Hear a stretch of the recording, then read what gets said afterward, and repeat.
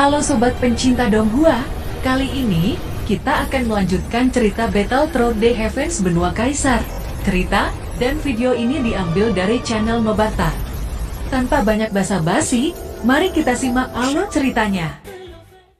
Melanjutkan dari cerita sebelumnya, scene berganti di aula utama klan iblis surgawi. Terlihat seorang pria parubaya yang kuat bertanya pada semua bawahannya. Dia berkata, "Apakah kalian sudah mengidentifikasi Pil Qinglin?" Tanya pemimpin dari klan iblis jiwa. Mendengar ini seluruh orang bawahannya bertukar pandang dengan ekspresi pahit. Sesaat kemudian mereka hanya menggelengkan kepala. Sampah, apa yang kalian lakukan? Hanya sebotol pil tingkat 2 tidak bisa dianalisis. Kirim seseorang untuk menemukan orang yang bernama Xiaoyan, ucap pemimpin klan iblis jiwa. Tiba-tiba suara wanita tua terdengar di balik tirai. Dia berkata, "Jangan salahkan mereka. Obat ini tidak sederhana.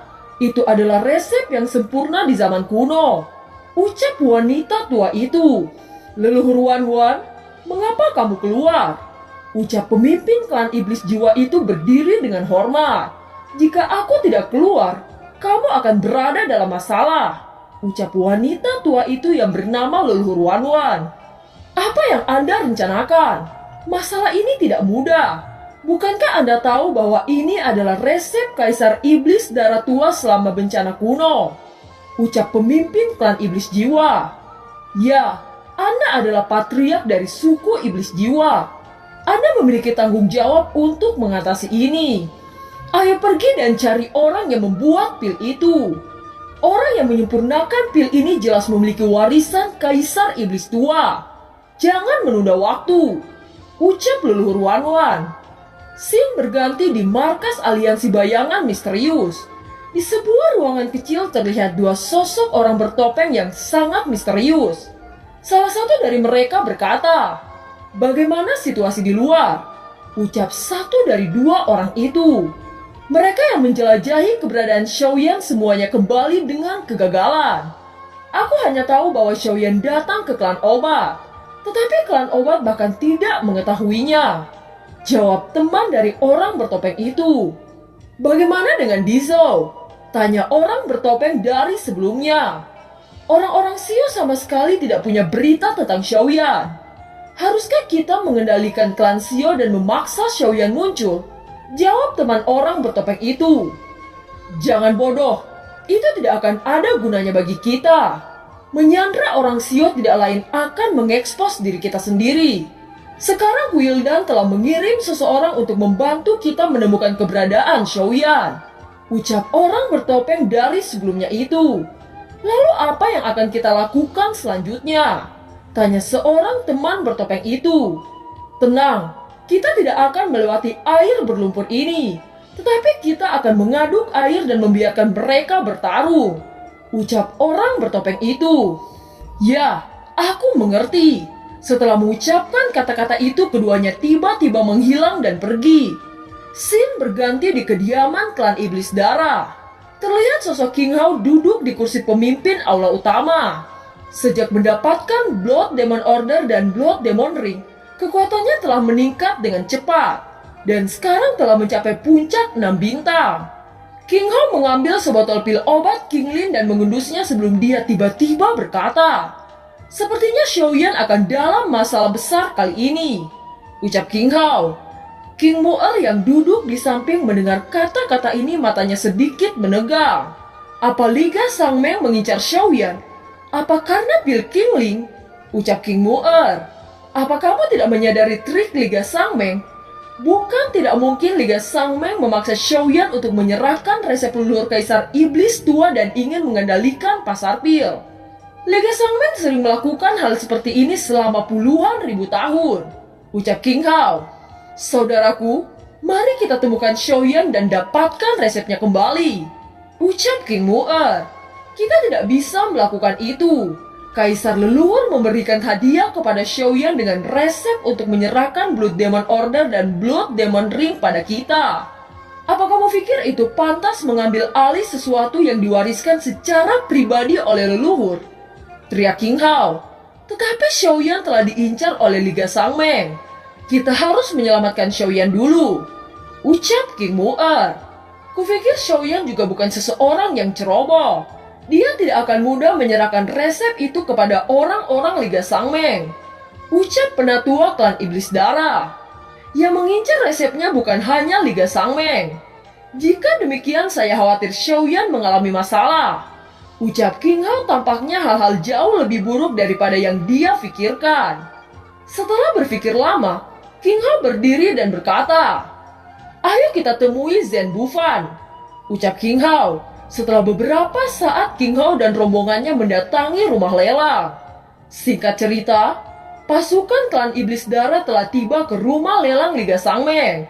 Ini sebenarnya Kaisar Iblis yang datang kemari. Saya tidak tahu kenapa Kaisar Iblis rela berkunjung ke rumah lelang kami, tanya Zhen Bufan. Mungkin ketua sudah menebak niatku kan, ucap King Hao duduk di kursi tamu menatap Zhen Bufan. Tolong beritahu kami apa yang sebenarnya Anda butuhkan dari kami, ucap Zhen Bufan. Aku datang untuk Xiaoyan, ucap King Hao. Xiaoyan? Xiaoyan yang mengirimmu Blood Demon Order, ucap Zhen Bufan. Ya, itu dia. Saya harap Anda akan memberitahu saya di mana Xiaoyan sekarang, ucap King Hao. Kaisar Iblis bertanya kepada orang yang salah. Bagaimana saya tahu di mana Xiaoyan sekarang? Saya tidak mengenalnya, ucap Zhen Bufan. Saya pikir Anda yang salah untuk menutupi sesuatu hal dari saya. Ketua Zhen, pil Qinglin yang kamu lelang adalah keterampilan unik kaisar leluhurku. Hanya Xiaoyan yang ada di dalam reruntuhan kuno. Tidak ada seorang pun kecuali Xiaoyan yang bisa membuat pil Qinglin ini. Bisakah kamu mengatakan bahwa kamu tidak tahu di mana dia? Ucap King Hao bicara dengan keras. Kaisar Iblis, itu tidak benar. Adapun itu karena resep pil Qinglin dari rumah lelang kami. Mungkin Kaisar Iblis juga tahu bahwa rumah lelang kami tidak pernah memberitahu sumbernya terlepas dari apapun. Ini adalah peraturan rumah lelang kami, ucap Zhen Bufan. Saya tahu pikiran Liga Sangmeng. Klan Iblis Darah saya juga salah satu pemegang saham di Liga Sangmeng. Jika melakukan hal ini juga tidak baik untuk saya. Tetapi ada beberapa kata yang harus saya tegaskan kepada penatua Zhen. Pertama-tama karena leluhurku memberikannya resep kepada Xiaoyan, maka resep itu milik Xiaoyan, dan ras iblisku tidak akan mengincar resep itu. Kedua, aku tidak peduli bagaimana Liga Sangmeng bekerja dengan Xiaoyan. Selama Xiaoyan sendiri bersedia, maka tidak akan kami permasalahkan. Akan tetapi jika ada rencana buruk atau ingin merebut resep dari tangan Xiaoyan, saya secara pribadi akan meminta pertanggungjawaban Anda dan seluruh rumah lelang. Penatua Zhen mungkin tidak tahu bahwa Xiaoyan dan saya adalah saudara. Jika saya mendengar berita ada yang ingin melukai Xiaoyan, orang pertama yang saya cari adalah Anda, ucap King Hao dengan suara yang dalam. Mendengar kata-kata itu, Zhen Bufan tersenyum pahit. Dia merenung sejenak sebelum tiba-tiba dia berkata, Kaisar Iblis, tolong yakinlah. Jika kita memiliki berita tentang Xiaoyan, kita akan melakukan yang terbaik untuk melindungi keselamatannya dan tidak pernah menyakitinya. Pada saat itu jika saya tidak bisa melindunginya, saya secara alami akan memberikan berita kepada Kaisar Iblis untuk membantu, ucap Zhen Bufan. Mendengar ini, King Hao merenung sejenak sebelum akhirnya dia mengangguk dan pergi bersama anggotanya. Begitu King Hao pergi, Zhen Bufan segera memanggil Zenin dan Li Shaolong. Dia berkata, sekarang semua pasukan fokus pada Xiaoyan. Kami berada di bawah banyak tekanan, ucap Zhen Bufan. Kita bisa membunuh Xiaoyan. Kita bisa membunuh Xiaoyan untuk mendapatkan resep Kaisar Iblis tua itu, ucap Li Shaolong. Jangan gegabah. Kaisar Iblis King Hao sudah mendekati saya sekarang. Jika ada kecelakaan pada Xiaoyan, klan Iblis akan membuat perhitungan, ucap Zhen Bufan. Apakah kita benar-benar menjadi pengawalnya, ucap Li Shaolong. Kita masih bisa mengambil jalan lain. Mari kita bicara dengan Xiaoyan secara langsung. Berharap dia bisa bekerja sama dengan kita, ucap Zeni. Kurasa itu akan sulit. Mengingat kepintaran Xiaoyan, bisakah dia dengan mudah setuju? Ucap Li Xiaolong. Jika kita memperjelas situasi yang terjadi saat ini padanya, saya pikir dia akan mempertimbangkannya. Ucap Zenny. Bukankah kompetisi alkemis akan diadakan? Beritahu Xiaoyan untuk ikut berpartisipasi dalam kompetisi alkemis. Begitu dia mau, kita akan menyediakan apapun yang dia butuhkan. Dengan secara tidak langsung kita bisa mengikat Xiaoyan. Ucap Zhen Bufan. Presiden punya ide bagus. Tetapi aku khawatir bagaimana jika permintaan Xiaoyan terlalu tinggi. Tanya Li Xiaolong. Tidak peduli seberapa tinggi permintaannya.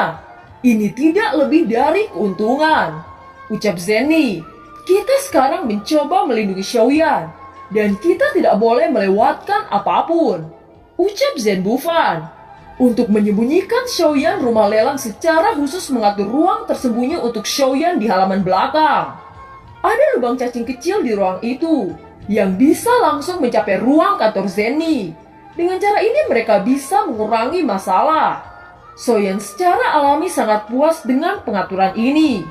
Meskipun Xiaoyan telah menyadari situasinya yang berbahaya, dia sekarang mengabdikan diri untuk meningkatkan alkimia. Dan dia benar-benar mengabaikan segala sesuatu di dunia luar. Xiaoyan tenggelam dalam pemurnian pil di kamar yang diatur khusus oleh rumah lelang. Longyan juga terus-menerus menelan pil petir dan kekuatannya meningkat dengan cepat. Selama periode ini, Xiaoyan juga mengumpulkan bahan pil Qinglin dan Suekidan. Setengah tahun berlalu. Di halaman yang tenang, gelombang energi bersiul dari kamar Xiaoyan. Pohon-pohon dan daun di luar ruangan hancur. Xiaoyan perlahan-lahan membuka matanya menatap ke arah langit.